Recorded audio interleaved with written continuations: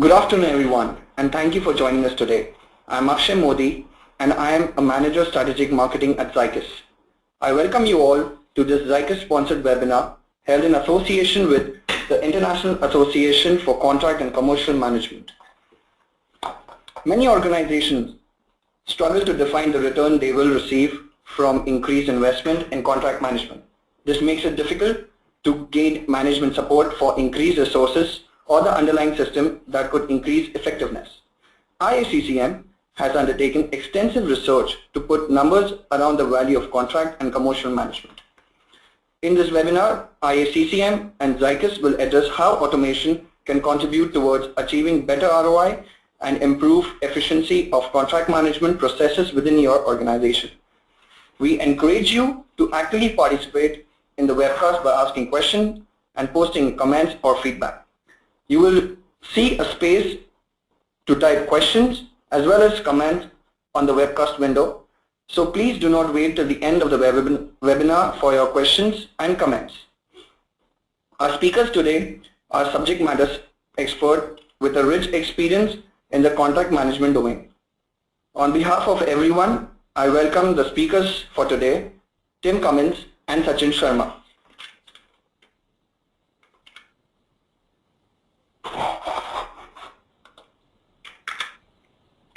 Tim is the CEO and President of IACCM. In this capacity, he routinely works with leading corporation, public and academic bodies, supporting executive awareness and understanding the role that procurement, contracting and relationship management play in business performance and public policy today.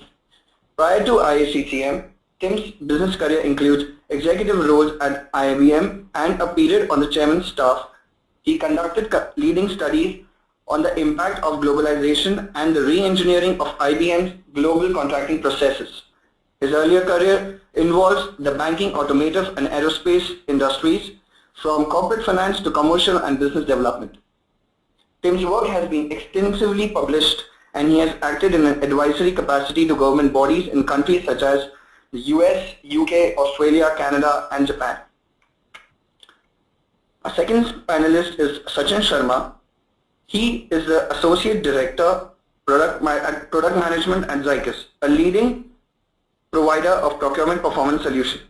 He specializes in driving product strategies for different Zycus product and product lifecycle ranging from conceptualization to product launches.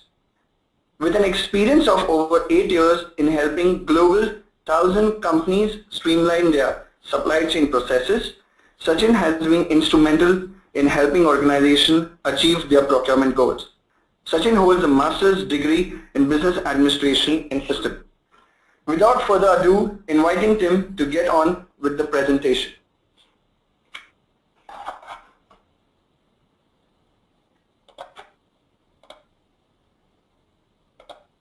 Thank you, and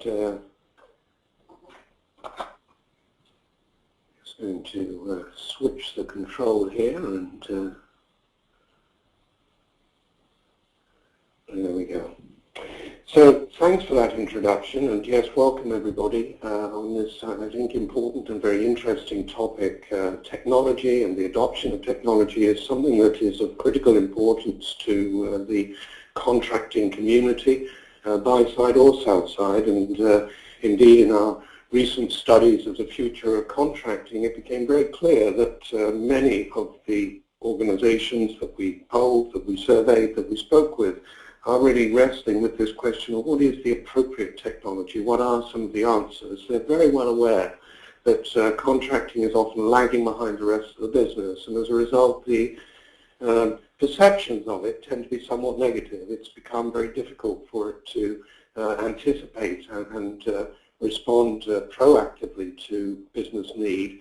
It's often seen as that area which is lagging behind the rest of the business, slowing things down. And of course, overcoming that negativity is really of critical importance. One of the consequences of it really is that organizations responsible for contract management, whether it be legal, procurement, sales contracting, contract management disciplines in themselves, doesn't really matter where it sits. all of them tend to struggle to gain investment in the contract management tools and resources that they need because they, of course, today tend to lack compelling data to their business case. One of the challenges is without automation, data can be really difficult to assemble. So building a strong business case can be really difficult, and we hope to address that in this presentation this evening, give you some ideas and some insights as to how you can build a much more successful, and indeed we can even cite examples of companies that have been using this and have really made tremendous progress. But today, even using external benchmarks is often quite difficult because many organizations lack their own baseline data to enable accurate evaluation and comparison of the benefits that can be achieved through making the investment. So I think the little conversation going on in our chart here will probably be familiar to many of you. I suspect a lot of you have joined today precisely because this is the sort of challenge you face.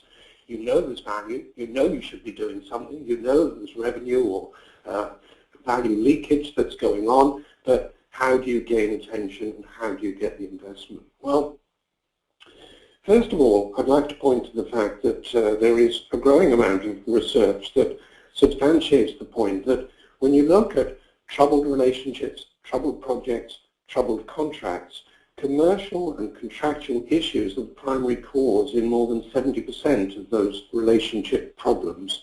In other words, I'm distinguishing here between the commercial and the technical issues. Most organizations have robust technical assurance processes. There are very few times that your executive management would undertake a technical risk assessment and say, but we don't want the engineers, we don't want the product experts, we don't want people like that in the room because they're too negative. Yet ironically, when you think through what goes on when commercial assurance occurs, far too often the reaction is, we don't really want the lawyers in the room, we don't want the commercial or contract staff in the room, maybe we don't even want procurement in the room because they're too negative. So of course, by in a sense obscuring the issues, it isn't surprising that we often then finish up with a whole series of commercial related problems. And this is not purely IACCM research. A number of our member companies have been undertaking similar analysis of what are the causes of things going wrong, and I'll come to those causes shortly. But we've also seen, for example, the UK government has recently undertaken a study through the National Audit Office, and they actually came up with a number in public sector contracts and projects of about 74%. Now there is a byproduct of all of this, which is not only that the value leakage occurs, of course, because obviously contracts are assets. So if we're not managing those assets well, and if they're having many problems and issues associated with them, we are intrinsically losing value before we even get started. But of course that's not the end of the story, because not surprisingly, if we're in dispute, if we have problems, if we're falling out with our suppliers or our customers on a regular basis, it isn't surprising that there isn't a whole lot of innovation going on, that continuous improvement tends to be absent, because of course we're invested far more in fighting battles over whose fault the problems were than we are in talking about the opportunities and values of the future. So in composite terms, the cost of poor relationships is very high. And given that contracts are the framework for many of those relationships, given that the way that we go about negotiating and the governance systems we have to manage and oversee the performance under them, it isn't surprising that this is an area that really does merit some significant investment. How much? Well, a number of you may be familiar with some work we undertook earlier this year, which based on extensive survey across the IACCM membership. Let me just pause for a moment. Some of you may not be familiar with the IACCM membership or indeed of IACCM in detail, but as a non-profit association we have over 6,000 different organizations represented in our membership, and certainly not all 6,000 responded to this particular study, but a pretty healthy cross-section did. And I'm going to break down in a minute across some geographies and industries. But the net of it was a shocking number. 9.15% of revenue, yes, revenue, is potentially lost through the cost of poor contracting. Now that is a consolidated number. It comes from the buy side and the sell side. It represents things like, of course, the loss of anticipated savings from those negotiated agreements that you may have undertaken in procurement. It comes from the loss of expected revenue from those disrupted relationships with your customers where in fact you don't realize what you had originally anticipated. And I was talking about contracts as assets earlier, and I think those are key examples of it. We are not managing those contracts as key assets of the business. If in fact we were as negligent in managing our property assets or our investments as we are in managing our contracts, then of course many people would be losing their jobs. It's ironic that actually management is as tolerant as it is with the fact that they don't really have insights to the contract base. They don't really manage them in any context of a portfolio. Indeed, most of them can't even answer basic questions, of course, like what are the primary sources of claim and dispute. So let's move on to that particular sort of area. What are some of the things that go wrong? Well, we're going to get into more and more detail as we go through this. It's going to get a bit more granular. But first of all, let's look at how it varies by industry. So the interesting thing is there are substantial variations based on industries. And our little figures here represent some of those industries. I'll give you some clues. Over on the left-hand side, we have the oil and gas industry. 14.5% the average value leakage. Much of that coming through procurement. Startling number? Maybe. We've talked with a few CPOs from the oil and gas industry, and they tell us they think that's a bit of an optimistic number. When you think of the scale of the projects being undertaken in that industry, and the fact that if, for instance, there's poor performance on a maintenance contract, which maybe delays the startup of an oil field after routine maintenance for 2 or 3 days, that represents quite a few hundreds of millions of dollars. Going down to the other end of the scale at just 4.9%, only 4.9% of revenue, not really worth worrying about, you might think. But on the other hand, I suspect a number of executives might not agree. And that's in the outsourcing sector and the managed services arena, complex services. That's an interesting one, particularly because, in fact, when we look at that sector, we find that the scale of investment in contract management discipline and resources has, in fact, been much higher than most other areas. Am I suggesting there's no contract management going on in oil and gas? Absolutely not. But in general, it's tended to be much more focused on a lot of the traditional procurement disciplines around compliance and category management, etc., which have certainly brought value but perhaps aren't entirely appropriate to the complex projects world that they're dealing in. Are there contract management people? Absolutely. But again, many of them have perhaps been more focused on contract administration and proactive management. Those are the sorts of things that the top performing companies are really beginning to change. And as part of that, of course, they need to equip their people with a different set of tools. As we look across the other sectors, we see telecoms at 5.4, we see manufacturing industries at around 6%, we see aerospace and defense at 9.8. If your industry isn't on here and you'd like to know what the number is for your industry, just drop us a line and we'll make sure you get the answers. As you can see, some of the underlying causes tend to vary. What are the top causes? Well, performance failures due to overcommitment is one of the big drivers in both the oil and gas and the aerospace and defense industry. Weaknesses in contract change management, that's one that's endemic across 3 of those industries. Disagreements over the contract scope, that's very common in complex services and outsourcing, probably not surprising because of course they're intangible items. They are intrinsically more difficult to define. But it's also very true in aerospace and defense, where again technology developments and advances are often driving high degrees of uncertainty over what it is the parties want to achieve, or where of course some of the battlefield type solutions that are being looked for really do require a far more intrinsically diligent approach to how you really define scope. Geographically, we see some interesting variations too.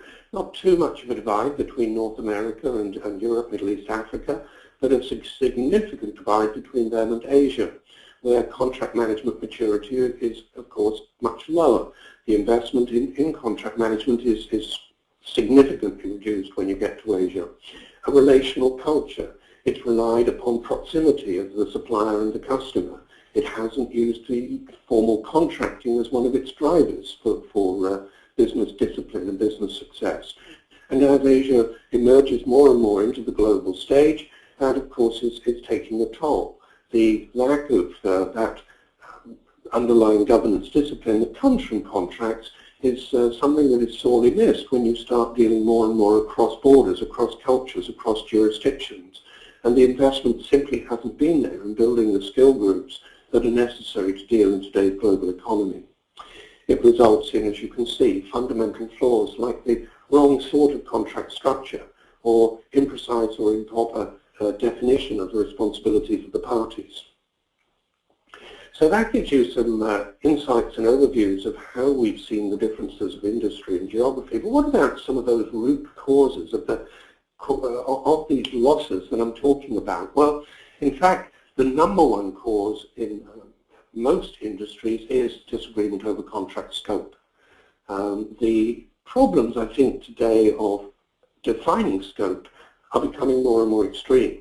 If you think about the drivers of change, if you think about the reality of many of those longer-term relationships where, in fact, the ability to define what we need even next week can be extremely difficult given the volatility of markets, the changes in technology, the shifts in regulation, many, many factors that actually are making contract scope more and more difficult to define. Creative organizations are recognizing that and, of course, are responding to it with what is number 2 on our list, more creative and more thoughtful approaches to the way that change gets managed within the contract. So how do we renegotiate? How do we make sure that negotiation is more of a continuum as opposed to something that we do once and then walk away and leave it to the business units to oversee the rollout, the execution, and the performance?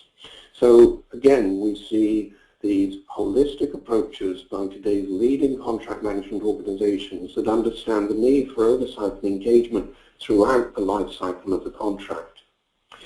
So some pretty interesting underlying causes here. How true are they for your organization? Do you know? Do you have the data that relates to how frequent are the sources of disagreement and dispute? What are those underlying causes? Most organizations don't. That's partly because they haven't really organized in order to collect the data, but it's also because many of them, of course, lack the systems that would even give them the ability to collect that data. So we're often left guessing, and of course when it comes to quality management, there really isn't any because we don't have the supporting data. Could you get it? Well, the answer, of course, is yes, you could. Whatever you have insight to is certainly going to be a lot better than the insight available to most other people in the organization. Sometimes this is about accurate guesstimates. It's about doing spot research in particular areas and trying to extrapolate that into overall patterns. But certainly, if you wanted to start driving for investment, one of the key areas would be, of course, to understand where is it that things go wrong and how would we remediate that. And one of the things that certainly you're going to discover in order to remediate it is that there needs to be a growing focus on the quality of contract management, and there needs to be investment not just in people, but also in the underlying systems and tools that you're going to need in order to drive those improvements. And again, I come back to my point that we know that this is true because a growing number of our member organizations are undertaking those sorts of audits and are using this data to drive precisely that type of investment. Unfortunately, in today's world where we really don't have those insights and we don't have those investments, of course, contracting is often a blame-based culture. We finish up with an environment where the supplier and the customer are frequently simply pointing fingers at each other as to why it is that things are going wrong. That is not only a source of great inefficiency, it also obviously leads to the loss of value, as I've mentioned, around more creative areas of innovation or continuous improvement. It also demands extensive internal resources as you expend your time and energy on battles over whether or not liquidated damages are payable, or whether or not there should be service level credits, or whether or not it was an intrinsic fault of the customer or the supplier that things went wrong. Those highly unproductive discussions are again something that undermines the respect of the contracts and the procurement organizations and certainly doesn't help us being seen as real solution providers to the business as opposed to a source of problems and often negativity. So this is important stuff, and it's stuff that, again, we have seen many organizations beginning to address. We're also seeing a growing number of boards and C-level executives that really want to understand this stuff in far more detail. As we look across our member base, there are a significant number of the largest international corporations where this has really risen up the agenda for top management, including at board level. And it isn't only about compliance. It isn't only about these issues of reputational risk, which often I think many of us associate with the important areas of contracting.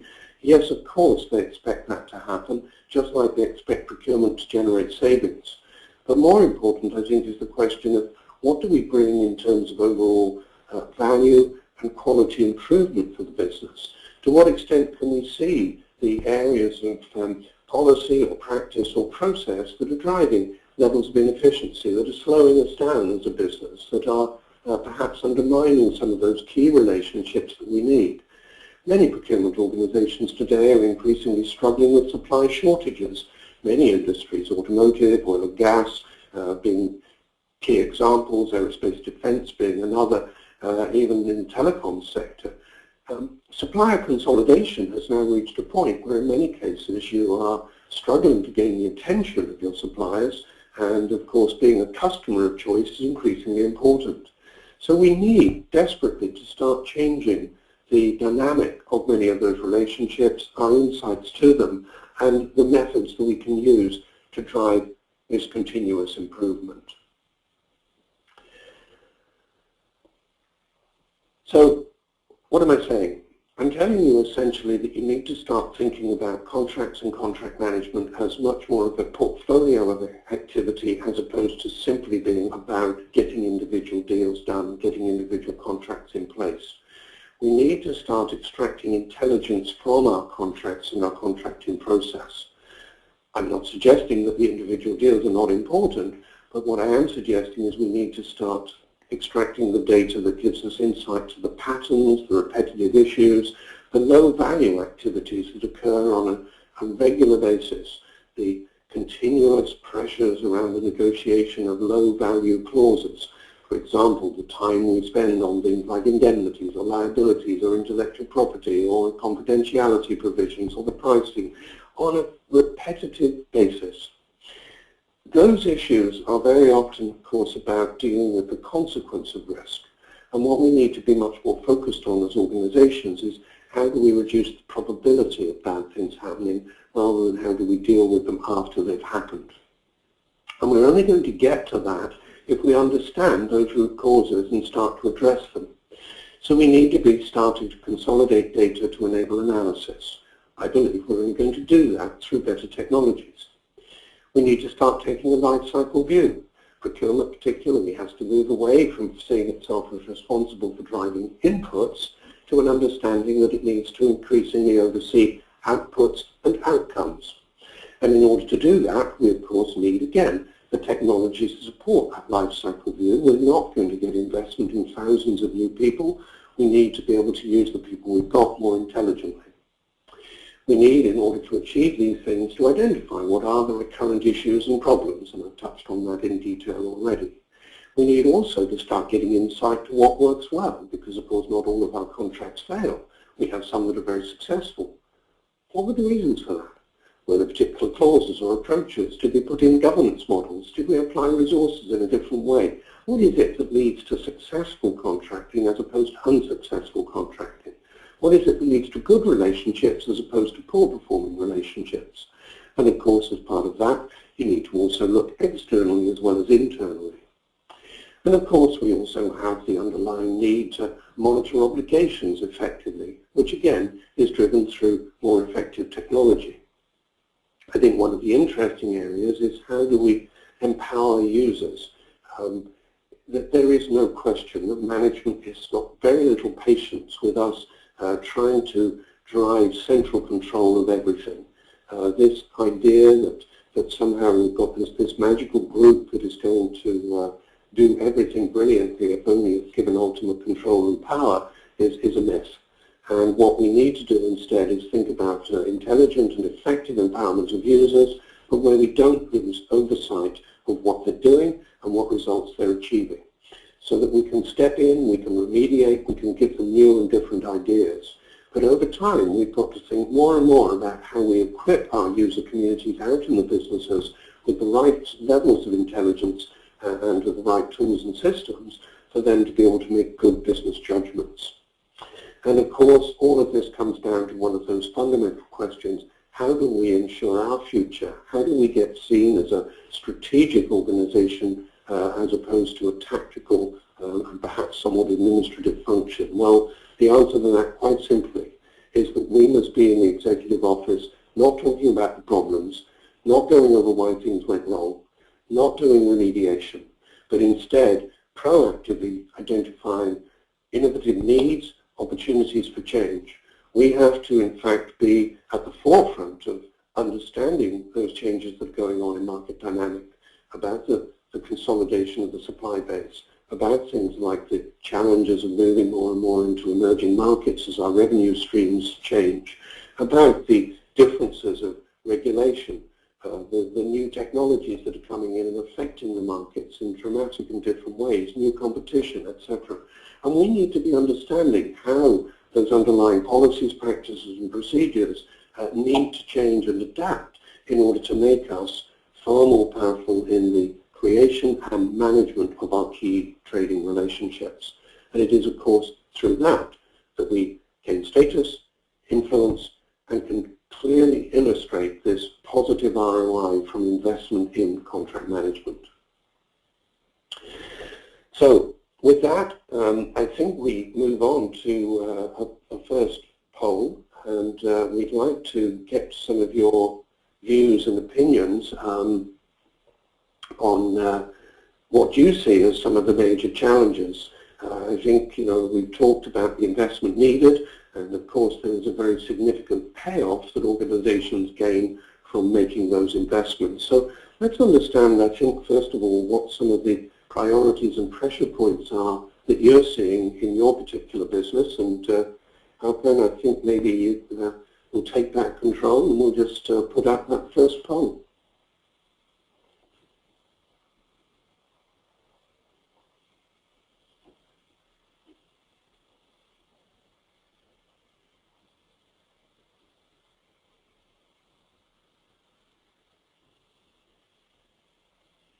Do keep those questions coming into us. We're going to be tackling those. I think we should have a decent amount of time to just tackle any of the questions you've got. So please do use that questions tab over on the right-hand side in the control box. But meantime, if you can just give us some thoughts on major challenges in your current contract management process. And of course, if it's none of these, then you can always send us a comment. Is it that you're struggling with compliance issues? Is it that you're looking at cycle time challenges and the pressures perhaps for shortened cycle times? Well, here we go. So the challenge that for many of you is you're dealing with is non-standardized contracting processes, and I think probably, of course, there could be several meanings to that one, but I think for many organizations, for the reasons we've been talking about, the pressures of change, the pressures of supply consolidation, of new market challenges, means that we are increasingly having to step outside the standard process. And sometimes, of course, that's us driving it, sometimes it's the business unit, sometimes it's executive management itself. And dealing with the challenges of how we handle that with often tools and systems that were designed very much around a lot of the ERP-type principles of assuming high levels of standardization is, of course, one of the common challenges, whether we're on the buy side or the sell side. So the adaptability of contract management software and technologies, particularly to assisting us in managing those non-standardized activities, is one of the most critical things. I think the second point there, which we certainly recognize as a frequent one, is the question of cycle time. And I'm sure, of course, the wording is longer cycle time, but I'm sure the pressure is on you to reduce cycle time. And again, we see that as a very common issue for our members. One of the most interesting examples we've looked at recently has been around the timing of involvement by the contracts, procurement or legal resources. And our findings have been that, in fact, the earlier they get involved in the cycle, the shorter the cycle time tends to be. Again, this comes back to a lot of the Lean and Six Sigma principles. The later the involvement of the experts, I touched on this when I was talking about commercial assurance, the later our involvement, then of course the greater the likelihood of a bad set of decisions having been made. But interestingly, there is substantial increase in the amount and frequency of rework that's needed. So while earlier involvement usually engages us in perhaps a longer cycle time in bedding down on requirements and getting scope right, the dramatic reductions that can generate in the negotiation cycle time actually can lead in, based on the research we've done so far, typically a 25% or so reduction in the front-end cycle time from bid to contract signature. So some real opportunity there, and again, this is partly around the effective use and timing of resource involvement, but it's also about what we're finding the engagement with technology and building that technology more into the front end of CRM and SRM and opportunity management processes. So let me, with those comments, perhaps pass over to you, Sachin, and you can, I know, pick up and talk to us about how is it that Zycus is seeing some of the challenges you've been talking about and responding to them with your clients. Great. Thanks, Tim. And good afternoon, good evening, everybody, depending upon where you are. And first of all, thanks again, Tim, for a great insight into the research your organization is doing and trying to understand the common challenges organizations are facing when it comes to contracting. But more important, what are the different benefits companies can leverage by having better processes and controls and so on. So what I'm going to talk about is kind of a follow-through to what you mentioned around the challenges and the advantages, and I'll talk more about how to go about building a business case for contract lifecycle automation. So what are the areas you can start looking at to easily identify opportunities which you can present to your management as a case for improvement, and of course justify the return on investment for solutions like contract management.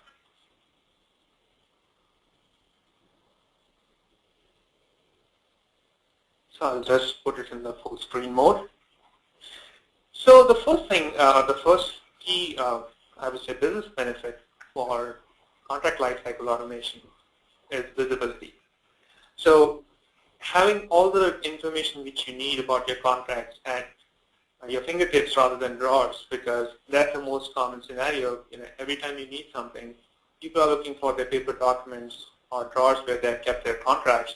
And then, again, it's not surprising that sometimes, our customers might tell us, okay, we were not able to figure out where our contracts are.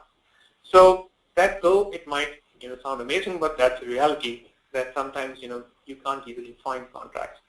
So it's important to get visibility into what are your key contract renewal dates, what are your risks involved, let's say how you're, and also it tells you the effectiveness of your contracting process.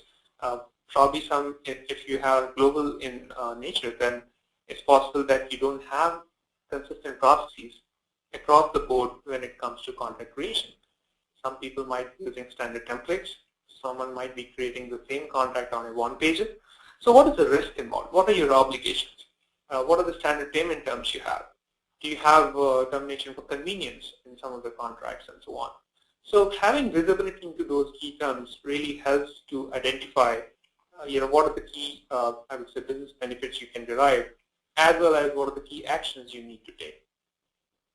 Second, you can define the contract ownership. So if you have information at one place, you can consolidate that in analysis from perspective of who are the contract owners, who are the business owners. If there is an issue or a litigation, where to go. So those sort of things, can easily get defined if you manage the information in one single place. Sometimes you have contracts which are hierarchical nature. So you have a master service agreement, and over the period of time, let's say you have created multiple statement of works or amendments to that contract. So do you have visibility into all of that at one single place? Second is, it's important to understand, do you really need some of the contracts which are set for, let's say, evergreen, or, what are the key renewal dates? We often hear, our prospective customers talking about issues like that they have some contracts in place which are set to auto renewal, and some of the services they don't even use. But since by the nature that it was set for auto renewal, we have to pay to the supplier. And in some cases, it's the other way around.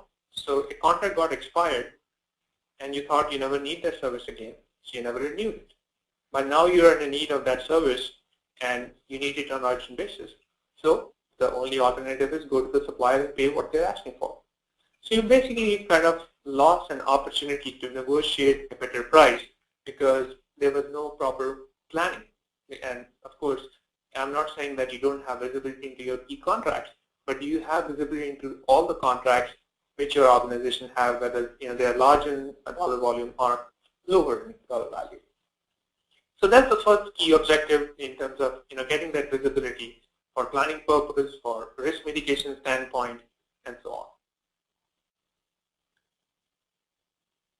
The second key point is increased contract compliance.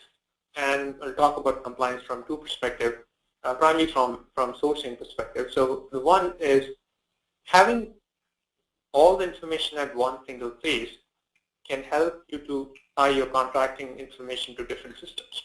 So for example, you can tie your contract to your purchasing data and understand what are the key terms and pricing and discounts which you have agreed on, whether you're able to leverage that or not.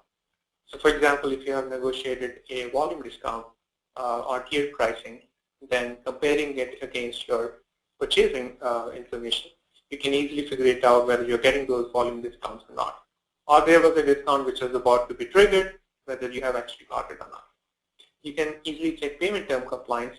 So whatever payments you negotiated, whether you're paying on those terms or probably paying early or late or so on. Of course, nobody cares about paying late, but in some cases you might want to pay on time to ensure that continuous supply or continuity of the supply chain. The third thing is we often see when you're negotiating contracts, there are a lot of times when people are negotiating early payment discounts.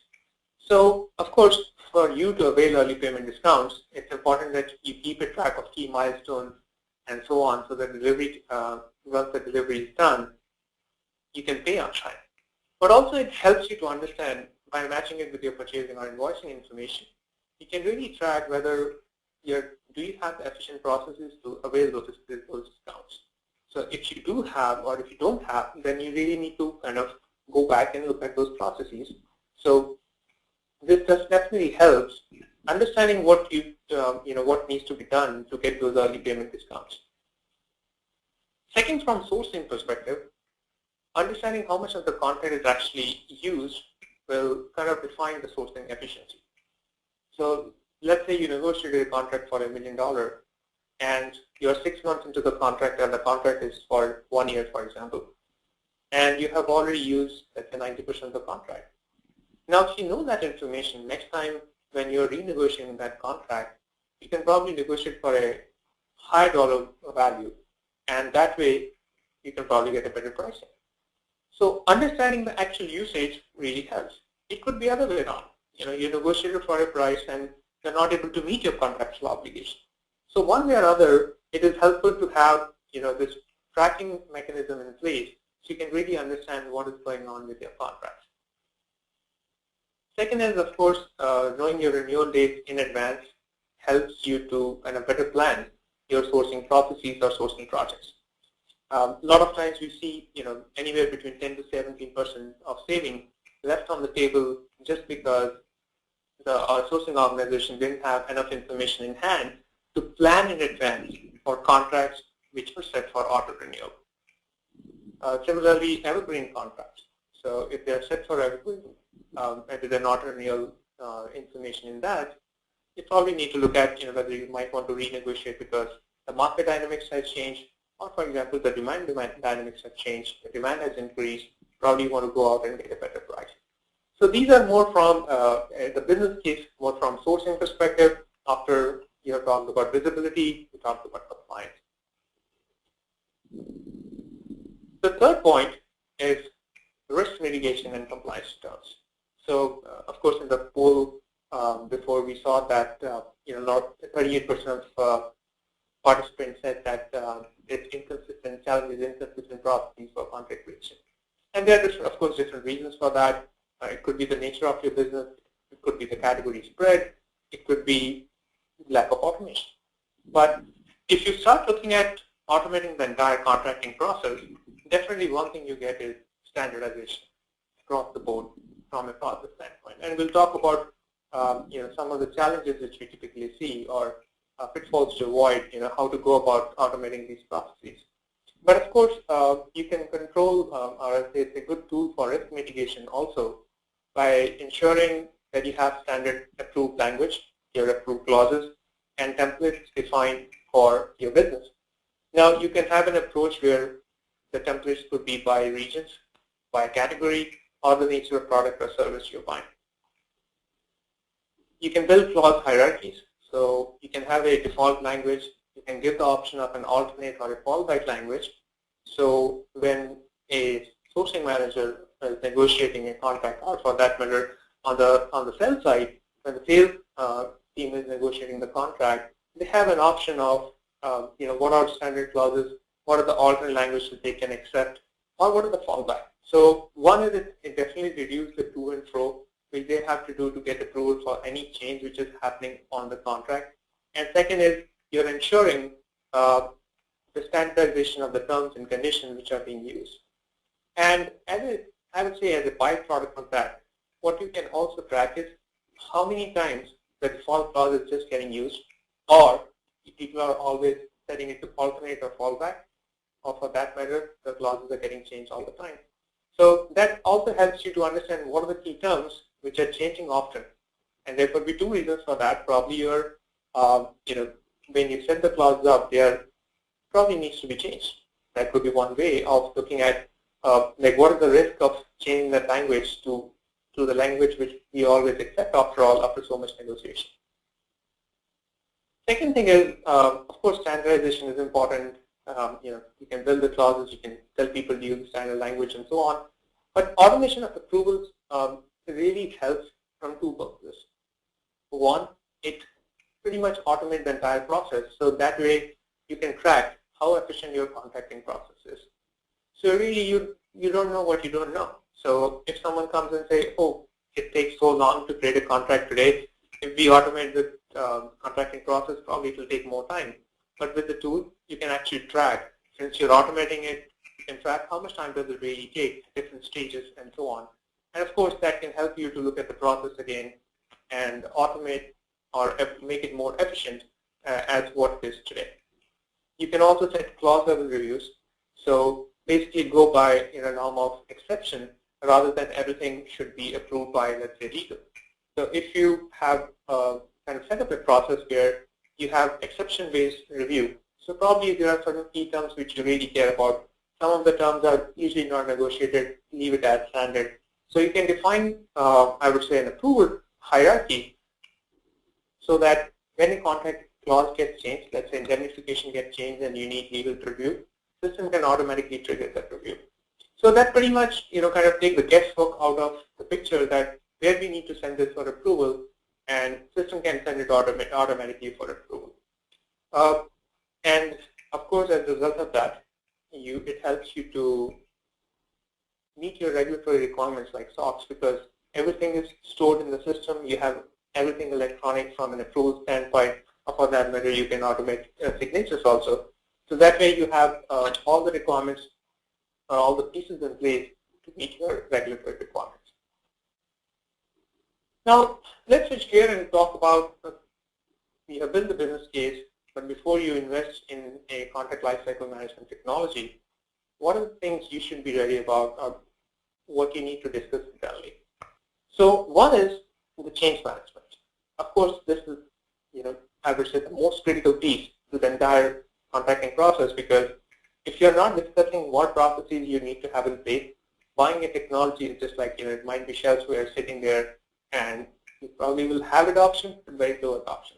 So what you really need to do to make sure that you have a higher adoption of contracting technology. One is set up roles and responsibilities. So who needs to own what in the entire process is very critical. So it's important to sit across your counterparts in legal, counterparts in procurement, on the business side of how contracting would be done. What would be each individual role, and what are the processes you are creating? Now that might kind of help you to understand whether you need to keep a clause level review, or probably, let's start the process and then we'll worry about, kind of making it more stricter process so that you can have a higher adoption. What are the approvals you need to have in place? Who needs to do those approvals? So that's important to define that process, because once you have buy-in in the process, technology is just helping you to make it better. So definitely, if that homework is done, you are leading towards higher adoption as compared to implementing a tool without these things in place. Second is data readiness. So if you talk about, and Tim mentioned about consolidating data so that you can do analysis and so on. So the first thing is, do you have the data available? So where are your existing contracts? What are the key contracts you care about? Whether they are paper contracts, whether you have electronic contracts, where that information is. So it's important to start looking at that information to ensure successful rollout of products like this. And sometimes you can always go back to sourcing managers. They might be maintaining their own Excel files with the key contract information and so on. Accuracy of the information is equally important. So whether the information which you have is accurate or not. So of course, if data is garbage in, garbage out. So if you are keying in the wrong data, you will get wrong analysis. So you make sure that the contract information is correct.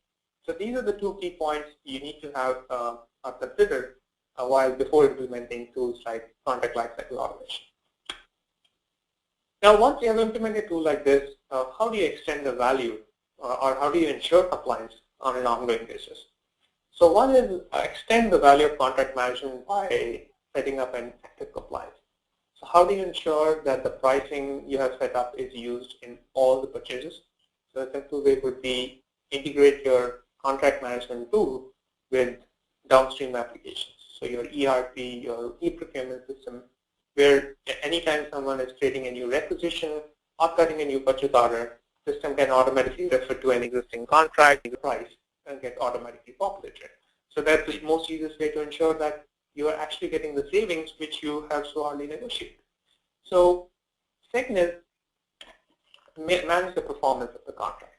And as Tim was mentioning that there's so many issues around the scope, the performance of the contract. So how do you make sure that on an ongoing basis you have set up procedures and processes to ensure that it's a streamlined process?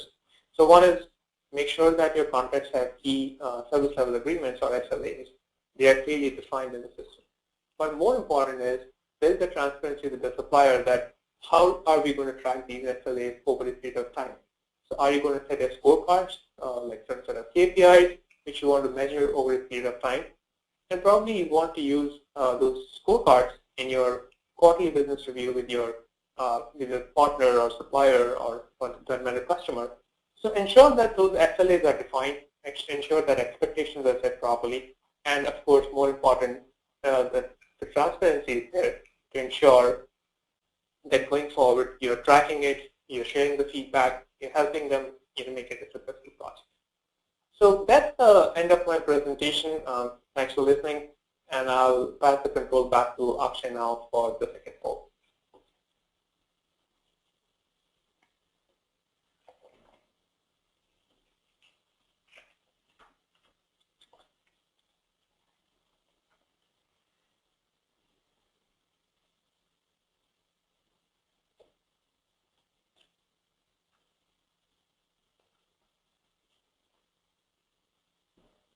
So this is a quick poll understanding, trying to get an understanding of where you are from a contract lifecycle automation perspective. Whether you're planning to implement a tool immediately, 3 months down the line, or you already have implemented a tool and now you're looking at reaping the benefits of technology automation.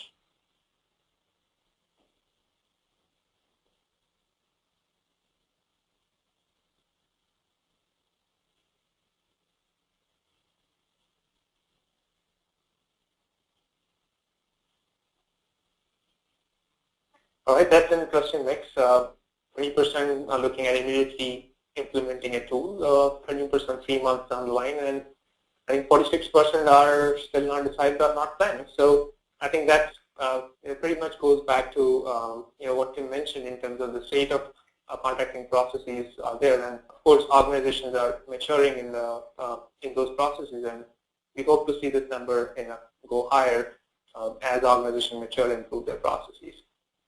So Akshay, I'm sure you will have a lot of questions by now, so you want to kick off the question and answer round?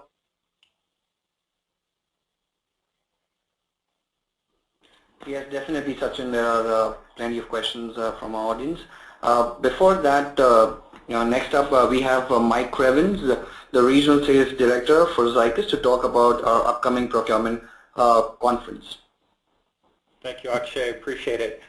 Yeah, keeping in spirit with the topic of the webinar, and how to effectively manage contracts within an enterprise, amongst other overarching questions that procurement in general is grappling with, I'd like to cordially invite everyone on the webinar to our 2012 procurement conference called Horizon 2012 in New Orleans. It will be held at the Ritz-Carlton Hotel in New Orleans on October 21st, 22nd, and 23rd.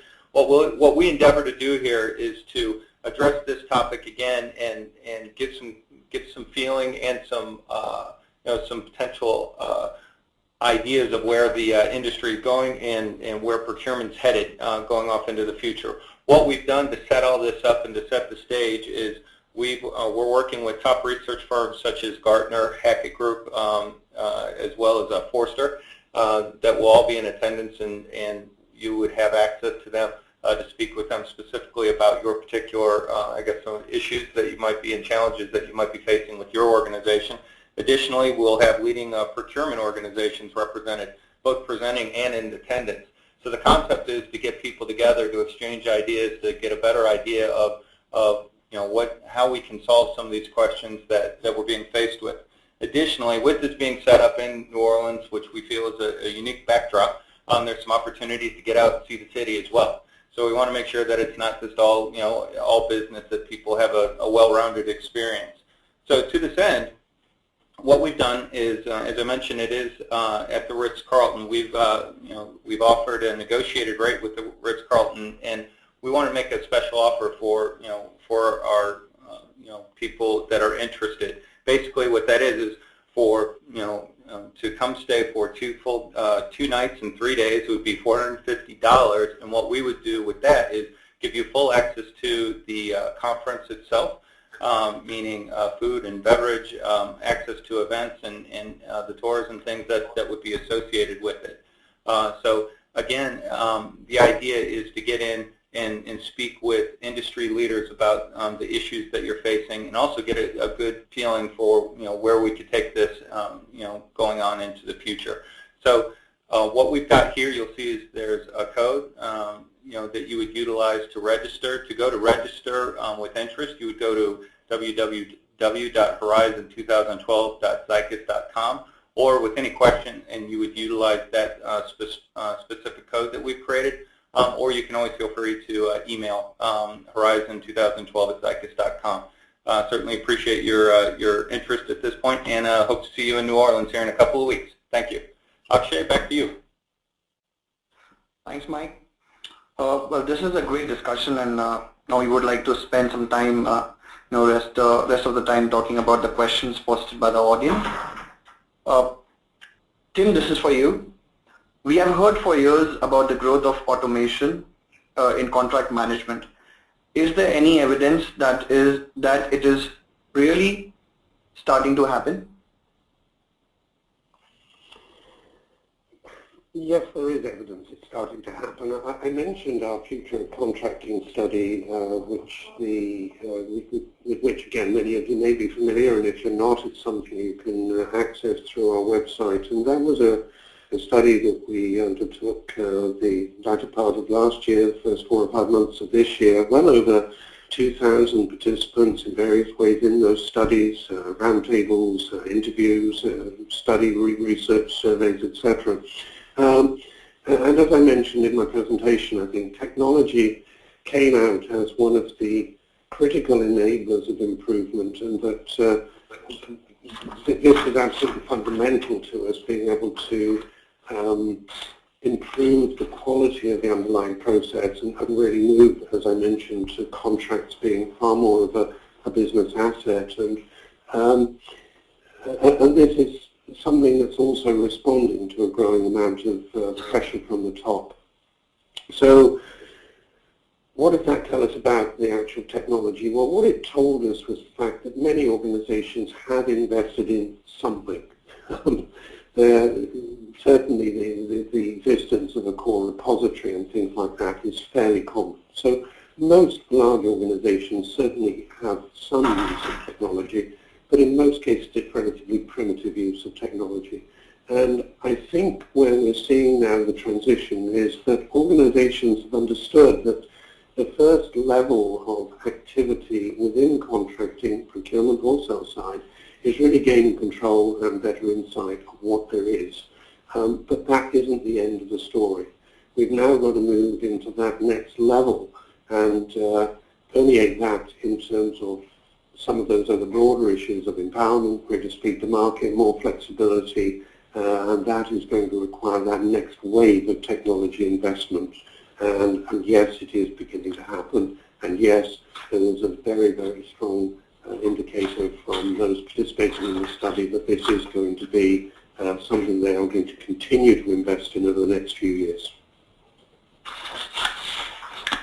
Thank you, Tim. Sachin, there's another question for you.